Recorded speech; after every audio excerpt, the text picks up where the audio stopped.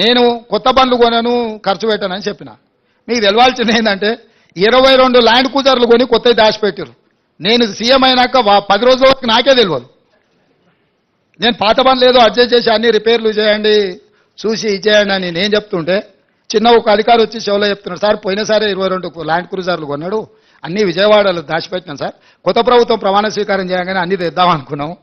ఆయన నెత్తి మీద దరిద్రం ఉండి ఆయన ఇంటికి పోయింది సార్ 22 కొత్త ల్యాండ్ క్రూజర్లునే. అసలు ఇన్ని వందల వేల వాహనాలు ఉన్నప్పుడు ఒక్కొక్క బండికి దాదాపుగా 3 కోట్ల రూపాయలు అవుతుంది. మరి బుల్లెట్ ప్రూఫ్ చేసిన తర్వాత ఇంకా కొంచెం ఎక్స్ట్రా అవుతుంది. 22 కొత్త ల్యాండ్ క్రూజర్లు చెప్పా పెట్టకుండా కొని దాచిపెట్టినాయి కేసీఆర్. మూడోసారి కూడా వస్తాడు అన్ని అందరూ 22 అంటే ఆయనకు ఆయన వంది మాగతులకు అందరికీ ఉండడానికి. ఇట్లాంటివి ఆయన సృష్టించిన సంపద. అవి ప్రభుత్వ ఆస్తి తీసుకోకుండా వెళ్ళిపోతాయి. కావాలంటే మీరు కూడా తిరగండి, ఇస్తాం అట్లా రౌండ్ కొట్టండి.